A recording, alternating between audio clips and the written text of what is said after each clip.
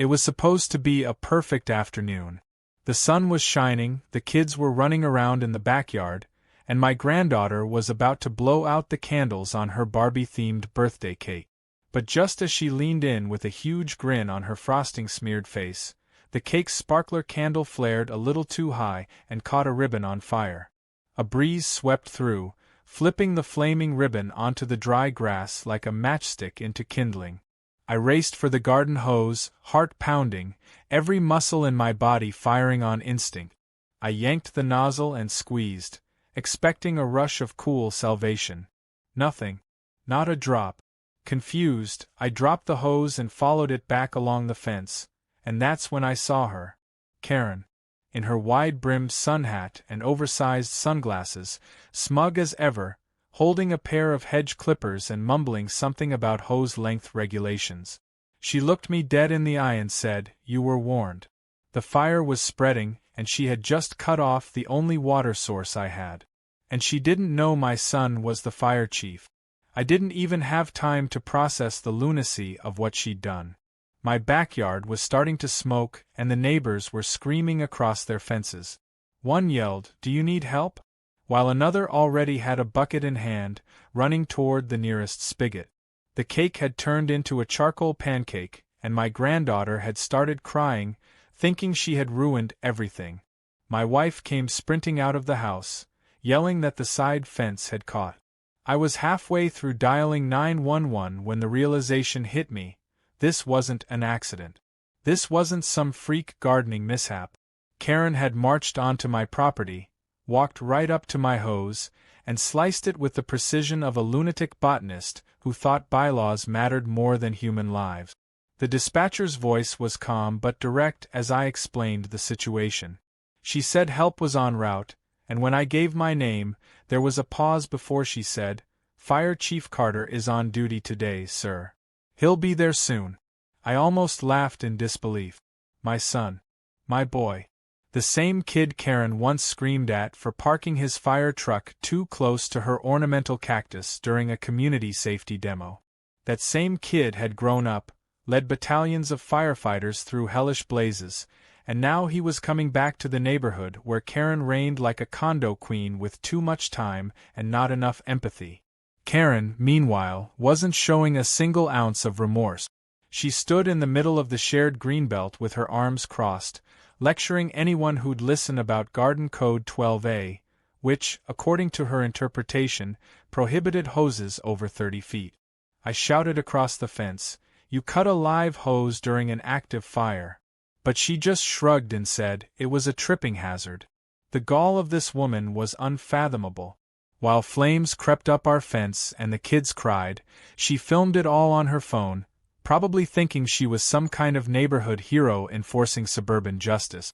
By the time the first fire truck arrived, the blaze had started chewing through the rear hedges and licking at my tool shed. I saw the familiar flash of my son's boots as he leapt off the truck, barking orders to his crew. He spotted me and ran over, yelling, "Dad, you okay?" My knees nearly buckled, not from fear, but from the overwhelming mix of relief and pride. I nodded, pointing toward the back fence. We had 3 homes at risk, and he was already pulling out the line before I could explain what had happened. Then he saw the clean-cut hose. He turned to me, eyes narrowing. "What the hell happened to your line?" I didn't answer. I just tilted my head toward Karen. She was still standing there, holding her phone, filming the fire crew like she was a wildlife documentarian. My son turned to look, his brow furrowing. "Is that Mrs. Richardson?" "Yep. The one and only. She said we were breaking hose regulations." His mouth opened slightly, like he was waiting for someone to yell cut, and admit it was all a bad prank. But no, this was real. And the fire was still burning. The next few minutes were a blur of barking commands, water hoses spraying, and neighbors pitching in however they could. The fire was finally controlled, though a few fences were gone and my shed had melted halfway to the ground. Miraculously, no one was hurt, but the damage to the neighborhood and the morale was real. Karen didn't even blink as my son walked over to her. "Ma'am," he said through gritted teeth, Did you interfere with this property's fire response by cutting off their water supply? She smiled. I enforced HOA hose standards. He stared at her, his face unreadable. I could practically see him calculating how much paperwork this was going to generate. As the last of the flames were extinguished, Karen made her exit, but not before loudly reminding everyone that noncompliance with HOA policies would result in fines.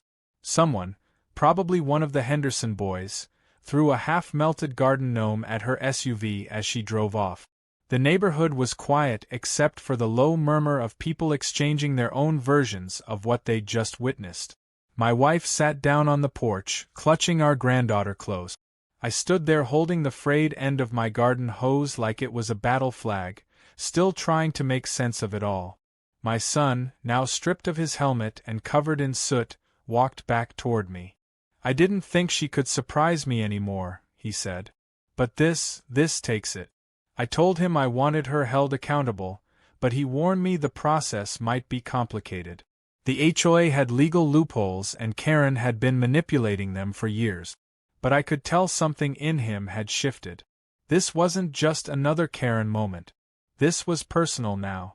We walked the perimeter of the backyard, examining the damage. Half the lawn was scorched. The swing set was charred at the edges. The little pink picnic table had melted into a misshapen blob. The worst part? My granddaughter looked at it all like she'd lost a piece of her childhood. And that's when I made a decision. I wasn't going to just get even. I was going to expose Karen for everything she was and everything she'd done. And I had the ultimate ally now, my son, the fire chief. The next day, the HOA office buzzed with chaos. People were furious. One neighbor, Mr. Sandoval, showed up with a photo of his burned lemon tree and shouted about pressing charges. Karen, on the other hand, had already posted a triumphant HOA blog post titled Hose Hazard Eliminated, How I Saved the Neighborhood. She claimed the fire was minor and exaggerated, and even implied the fire department should have thanked her for preventing illegal water waste. That's when I knew. It wasn't just a fight about a hose anymore. It was about power, safety, and one woman's need to control an entire neighborhood regardless of the cost. But this time, she had messed with the wrong family. Because when it comes to protecting this community, and my family, we had the fire chief. And we were just getting started. The morning after the fire, I sat on the porch sipping coffee from a chipped mug that had somehow survived the chaos, watching the sun cast an orange hue over the scorched lawn. The acrid smell of burnt wood still lingered in the air, and every breeze reminded me of what could have happened if my son hadn't arrived when he did. It should have been a day to start cleaning up and moving on, but Karen had other plans. By noon, a thick white envelope was shoved through my mailbox. No return address, just a seal stamped with the dreaded HOA insignia. Inside were 3 violation notices, each more absurd than the last. Improper use of outdoor equipment, non-compliant water hose length, unregulated emergency response behavior. That last one actually made me laugh out loud, which made my wife glance over and mutter, "She's doubling down, isn't she?" She was. Karen wasn't crawling back into her lair after what happened, she was spinning it.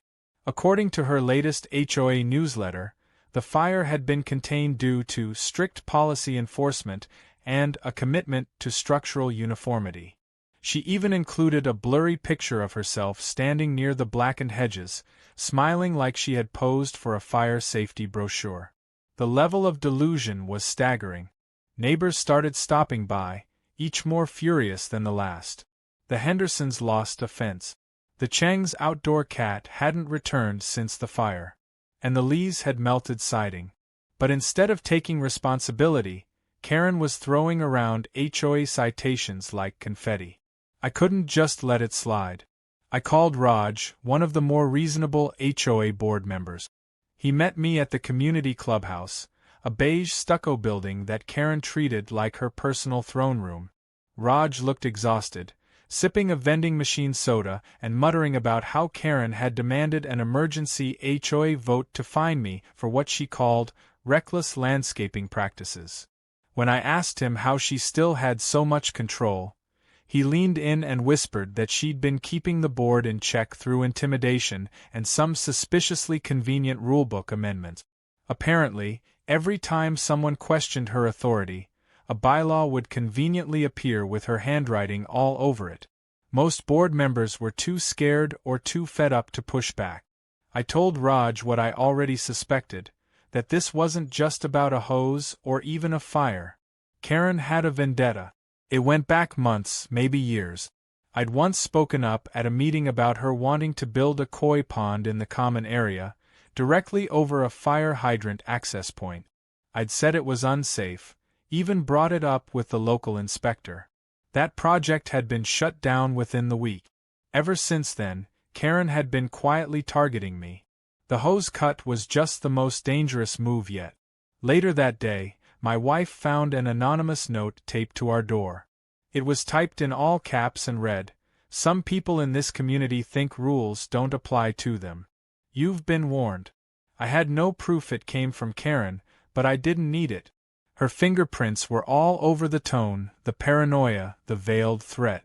We'd dealt with her kind of arrogance before, but this had crossed into something else, something dangerous. I wasn't the only one feeling it. That evening, I saw Mr. Sandoval setting up a protest sign on his lawn. HOA Karen cut the hose, we could have lost everything. Word was spreading fast, and the neighborhood was starting to turn. But Karen wasn't retreating. She doubled her patrols, strutting up and down the sidewalks with a clipboard like she was deputized. I saw her taking pictures of a child's sidewalk chalk art and muttering about graffiti. She wrote a warning ticket to a neighbor whose flower pots didn't match the HOA-approved color palette. It was like she was trying to stamp her control into the ground before anyone could challenge it. And then she made the fatal mistake. She scheduled a closed-door emergency meeting to discuss potential sanctions against me and anyone undermining community stability. I knew I had to show up. Raj tipped me off that Karen had stacked the agenda and was planning to push a vote to strip me of gardening privileges, access to shared resources, and possibly even threaten legal action for violating community decorum. The meeting was held in the clubhouse's multipurpose room, a space that usually hosted toddler sing-alongs and retirement yoga. But that night it felt like a courtroom. Karen sat at the head of the table in a lavender pantsuit, flanked by two board members who looked like they were regretting their life choices. She opened with a slideshow that included zoomed-in photos of my melted garden gnome and the damaged swing set, calling them evidence of hazardous landscaping trends. I asked to speak. Karen sighed theatrically, then gave me 2 minutes. I looked around the room and spoke directly to the board. I told them what happened, how she had physically cut my hose during a fire, how she prioritized rules over lives, how her obsession with control almost led to tragedy. I saw a flicker of something on a few faces, recognition, maybe even guilt. Then I pulled out my ace, a printed screenshot from Karen's social media page. A photo of her holding the hedge clippers, captioned, "Not on my watch, no illegal hoses here." I slid it across the table. The room went quiet. Karen sputtered something about context, but the damage was done.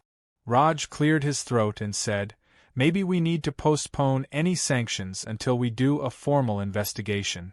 Karen turned red, slamming her laptop shut and muttering that everyone was overreacting. But I could see the shift happening. Her grip was slipping. That smug air of invincibility cracked for the first time since I'd moved into this neighborhood. Outside, I was greeted by a few neighbors waiting to hear how it went. I didn't need to say much, just showed them the photo. They passed it around like a sacred scroll. By morning, it was being forwarded in every neighborhood group chat. Someone even printed it out and put it on the community bulletin board with the caption, "She cut the hose." The momentum had shifted. Karen tried to do damage control with a tone-deaf letter claiming she was acting in the best interest of the community, but no one was buying it anymore. That weekend, something unexpected happened. A group of teenagers set up a lemonade stand at the entrance of the neighborhood. The sign above it said, "Hoses for Heroes." All proceeds go to replacing damaged garden equipment. Chief Carter himself showed up in uniform, bought a lemonade, and posed for a photo next to the banner. He didn't say much, just smiled and said, "Good to see the neighborhood rallying together." The photo ended up on the front page of the town's local news site, and suddenly Karen wasn't just the villain of the block. She was the symbol of overreaching HOA tyranny. As the story picked up traction, neighbors who'd once been silent began speaking up. Mrs. Donnelly admitted that Karen fined her $200 for hanging a wreath with non-approved ribbon. The twins at the corner revealed Karen had screamed at them for riding scooters in the wrong direction. One by one, stories poured out. And with each one, Karen's empire of fear crumbled a little more. She had ruled through manipulation and intimidation, but now people had seen her for what she truly was. I sat on my porch again that evening, watching the sun set over my half-scorched yard, and I felt something I hadn't felt in weeks: hope.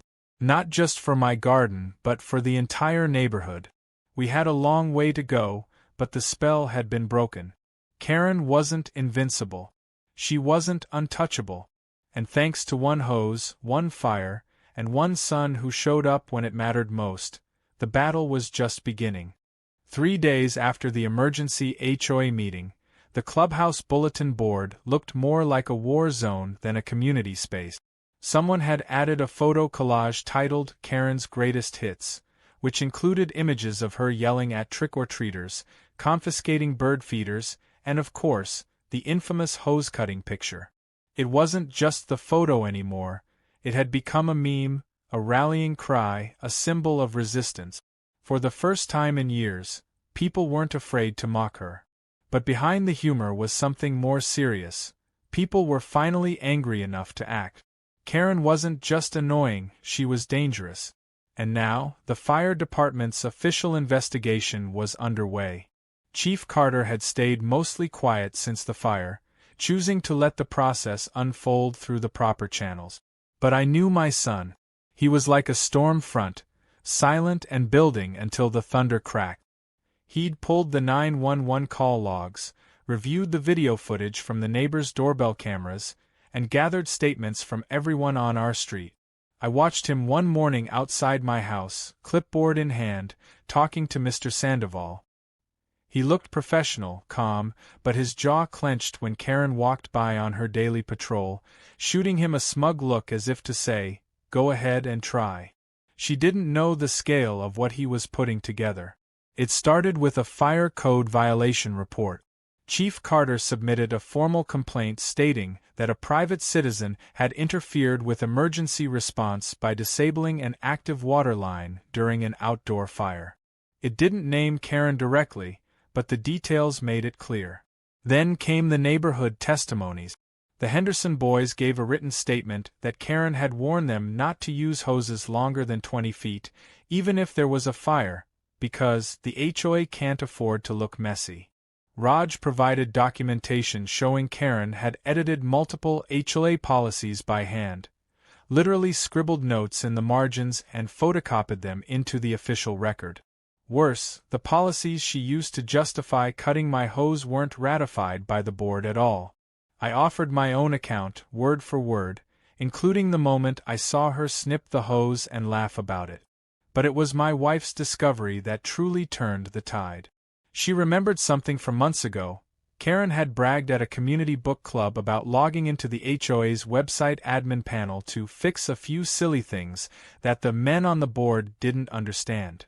Curious, she logged onto the site with her own account and went digging. It turned out Karen had administrator access and had been changing HOA rules online without anyone's approval. She had modified timestamps, deleted old documents, and even added new rules retroactively. All of it was downloadable, and all of it was saved on a flash drive. When we brought it to Raj, his eyes widened like he'd been handed a live grenade. He promised to present the evidence at the next official HOA board meeting, and for the first time, he looked like he truly believed Karen might actually lose her grip. Meanwhile, my son wasn't done. He requested access to any video Karen might have taken during the fire. She'd been live streaming, and we had enough witnesses to confirm it. But when we checked her HOA blog, the fire post had mysteriously vanished. Too late. Carter already had a screen recording of the original version, courtesy of one of his tech-savvy fire investigators who knew Karen's blog had been public during the incident. What the video showed was damning. Karen filming the flames as they crept up the back fence. Karen turning the camera to herself and saying, "Some people just refuse to follow the rules." Karen holding the clippers and walking toward the hose as smoke curled in the background. At one point, she even said, "It's not my job to put out fires. It's my job to keep things orderly." That sentence would become the quote that buried her. But Karen wasn't giving up without a fight. She began her own propaganda campaign, printing flyers that read, "Stop the lies, support the HOA." She left them on porches, stuffed them in mailboxes, even tried to hand them out to kids getting off the school bus. It didn't work.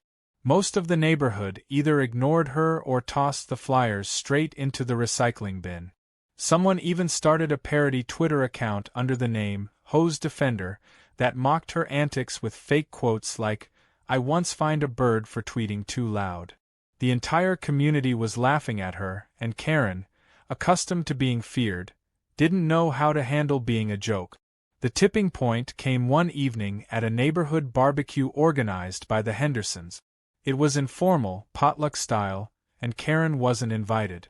But she showed up anyway, clutching a clipboard and trying to inspect the recycling bins for improper disposal. She got about 4 steps into the yard before Raj confronted her and told her she was no longer allowed to enforce HOA policy until the investigation concluded. She barked something about being elected, but then Carter stepped forward and handed her a sealed letter from the city's fire commission. She opened it on the spot. Her face turned pale. The letter informed her she was being officially investigated for obstructing emergency response, falsifying neighborhood safety regulations, and impersonating an official authority. Karen stormed off, but this time she didn't look defiant. She looked shaken. For the first time in as long as anyone could remember, she had been publicly challenged, and she didn't have a response. No rulebook, no threat, just silence. The next morning, the community woke up to a surprising sight. Karen's famous HOA patrol cart, a golf cart she'd outfitted with siren lights and a PA speaker, was sitting on the curb with a for sale sign taped to it. The message was clear. Her reign was slipping, and she knew it.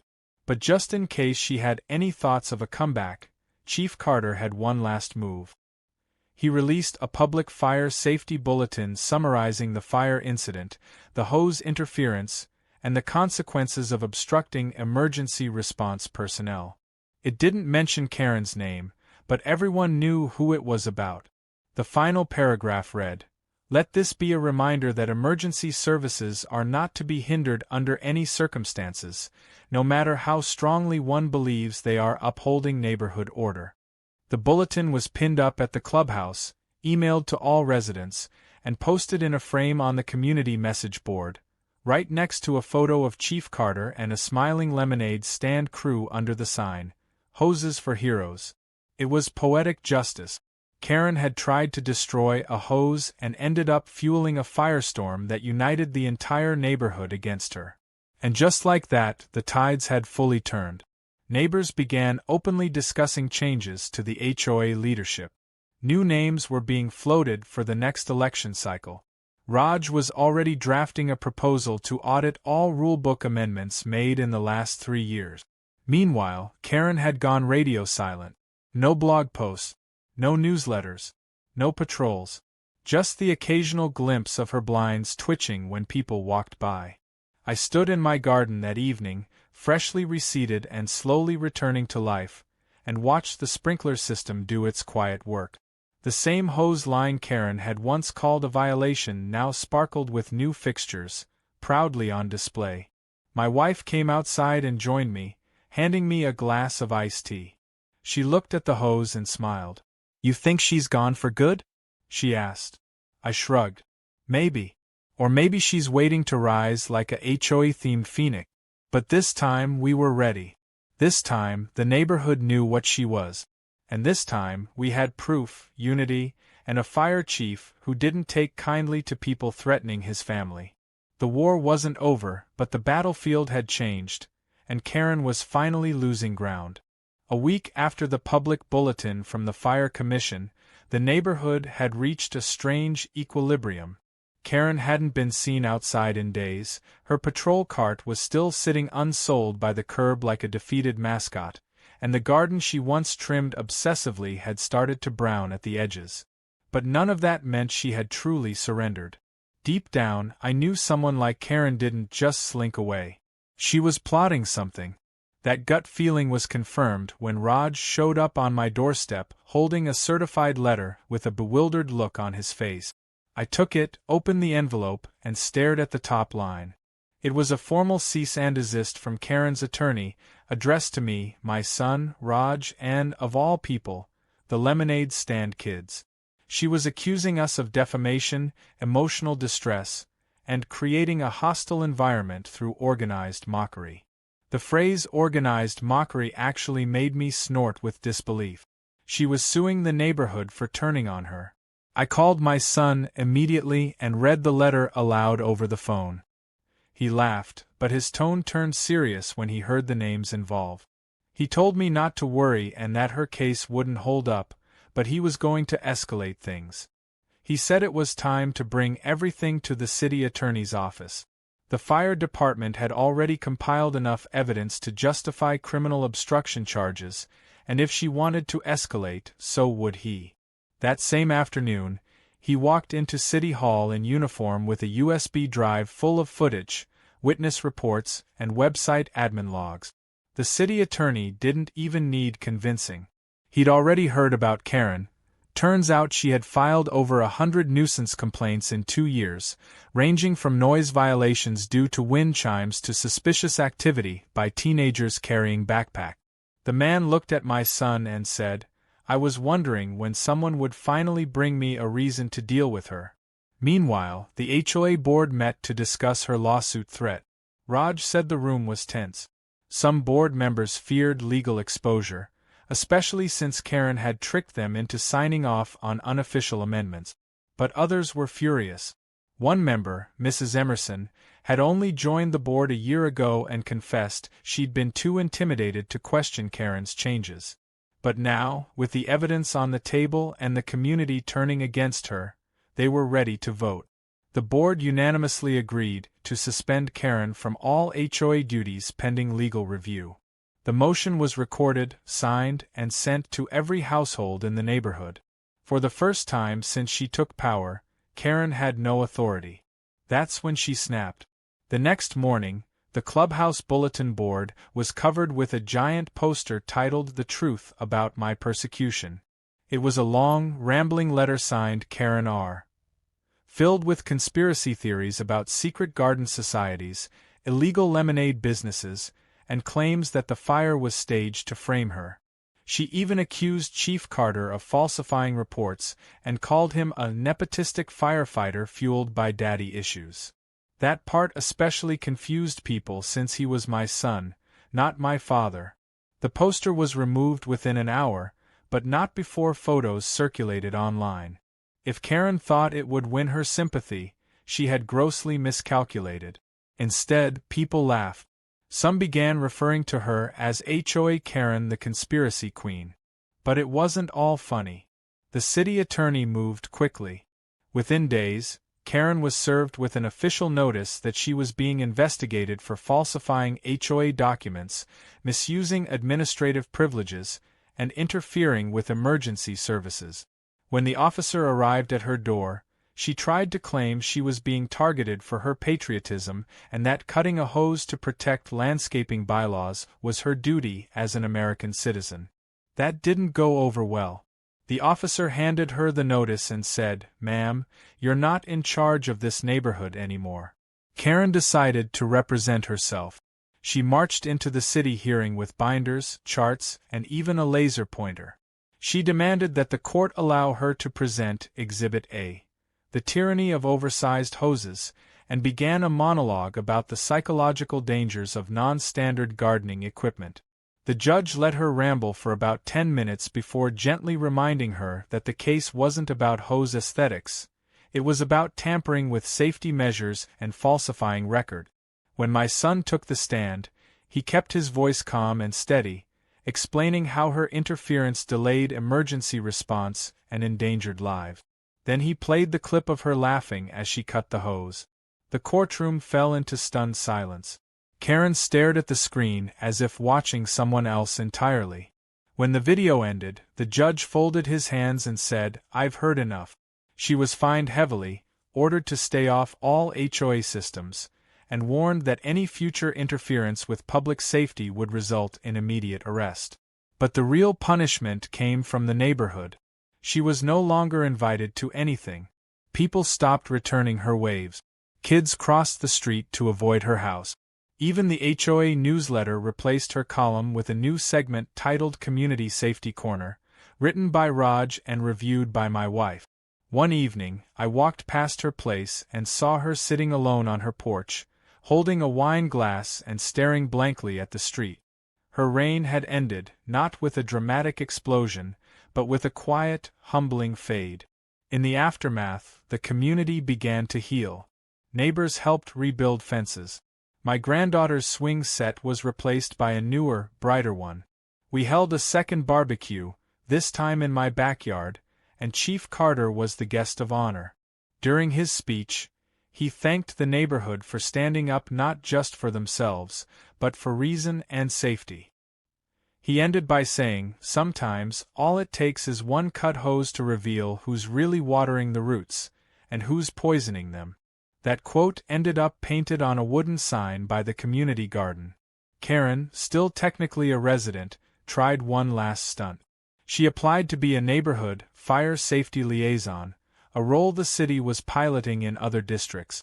But her application was immediately rejected after the fire department flagged her name. The rejection letter included a brief statement that read, "Based on recent events, your involvement in fire safety would be counterproductive to public trust." She appealed the decision, but it was denied. After that, she stopped trying. It had been nearly a month since the incident, and the neighborhood felt transformed.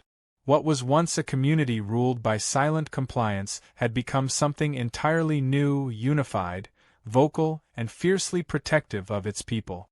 Karen's grip on the HOA had shattered, her reputation reduced to whispers and rolled eyes, and her infamous golf cart had finally vanished from the curb, rumored to have been sold to a man in the next town over who needed parts for a chicken coop. She had become more of a warning than a threat, a name you used in a cautionary tale about power gone too far. But what none of us expected was her final attempt at redemption. It started with a flyer tucked into every mailbox in the neighborhood, printed on thick cardstock with gold lettering. It read, "Karen Richardson invites you to the first annual Forgiveness Garden Gala.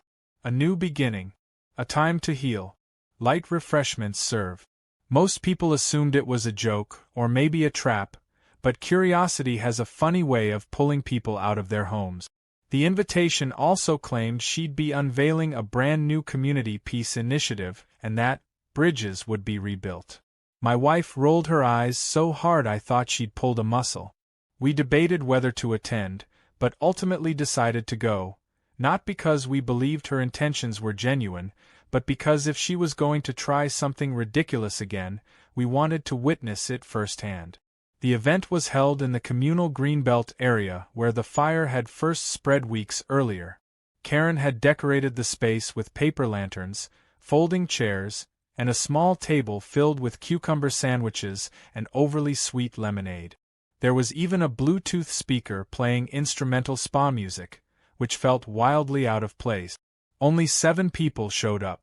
My wife and I, Raj, Mrs. Emerson from the board, 2 curious teenagers, and one man who thought it was a free plant sale. Karen stood beneath a pop-up canopy, wearing a pastel dress and holding a clipboard, smiling as if nothing had happened. She began by thanking everyone for coming and talking about how every community faces periods of misunderstanding and how it was time for emotional reconciliation. She even tried to insert some spiritual metaphors about gardens needing both sunlight and storms to grow. No one clapped. No one even blinked.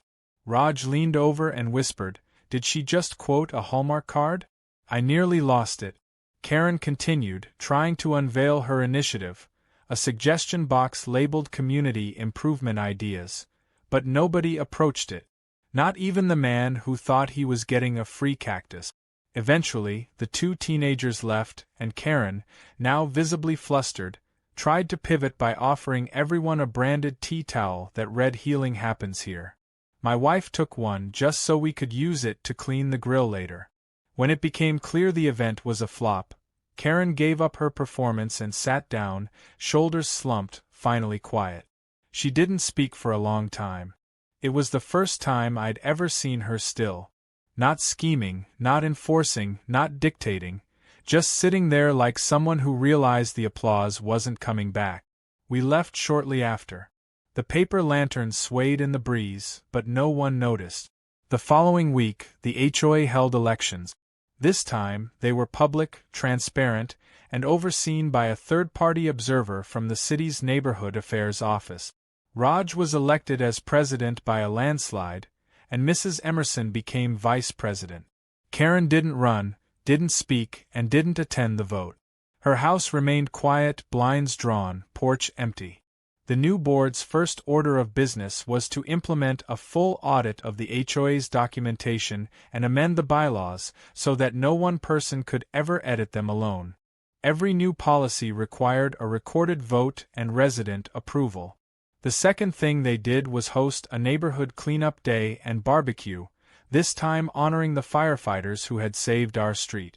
Chief Carter came in full uniform and stood in front of the new community garden sign that now read, "For those who watered roots, not flames." He gave a short speech about resilience, about accountability, and about how even the smallest action, like cutting a hose, can have enormous consequences. He thanked the neighborhood for standing up when it mattered. And then he surprised everyone by turning to me and saying, "But the real thanks goes to the man who raised me to never let wrong go unchecked, even when it's dressed like authority." The entire crowd applauded, and I felt something inside me settle. It wasn't pride. It was peace. Later that evening, the kids played on the newly rebuilt swings, and neighbors shared stories over grilled hot dogs and watermelon slices. The burnt fence had been replaced, the lawn reseeded, and even the garden was in bloom again. It was strange to think how much had grown from that one horrible afternoon. A charred lawn, a broken hose, a community's wake-up call. Sometimes it takes fire to show you what you're made of. Karen never showed up to the barbecue, but we did hear from her one last time. She posted a farewell message on the HOA website before her admin access was permanently revoked. In it, she claimed she was stepping away to focus on personal growth and emotional recalibration. She ended the post by saying she hoped the community would remember her not for her mistakes, but for her commitment to order. No one commented. No one replied. Within days, the post was archived. Weeks passed, and the neighborhood found its rhythm again. The rules were still there, but now they were tools for safety, not weapons of control. People started painting their mailboxes different colors. Wind chimes returned. Sidewalk chalk art was celebrated, not erased. Even the fire hydrants were repainted by a local art class to include bright flowers and rainbows. My wife and I spent more time on the porch, not because we were watching for trouble, but because it finally felt like home again. One morning, as I watered the garden, I noticed something small and unexpected. A single rose blooming on the far edge of the flower bed, the one closest to the fence Karen had always complained about. It was bright red, bold, and perfectly intact despite everything. My granddaughter saw it and asked if she could name it. She called it Hope. I didn't argue. That night, under the porch light, I sat with my son and listened as he told me he'd been promoted. He was moving up to district command, overseeing fire operations across multiple neighborhoods. I congratulated him, proud and grateful. He smiled and said, "I'll never forget this place."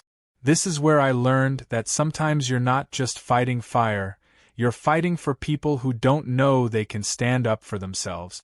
He paused and added, and sometimes, you're just fighting Karen. We laughed. It felt good. Natural. Honest. As the sun dipped below the horizon, casting golden light over the freshly cut lawns and newly painted fences, I realized something simple and true. Karen may have cut my hose, but she didn't break me. She didn't break us. In trying to control everything, she exposed what really mattered. And in the end, it wasn't her rules, her clipboard, or even her threats that defined the neighborhood.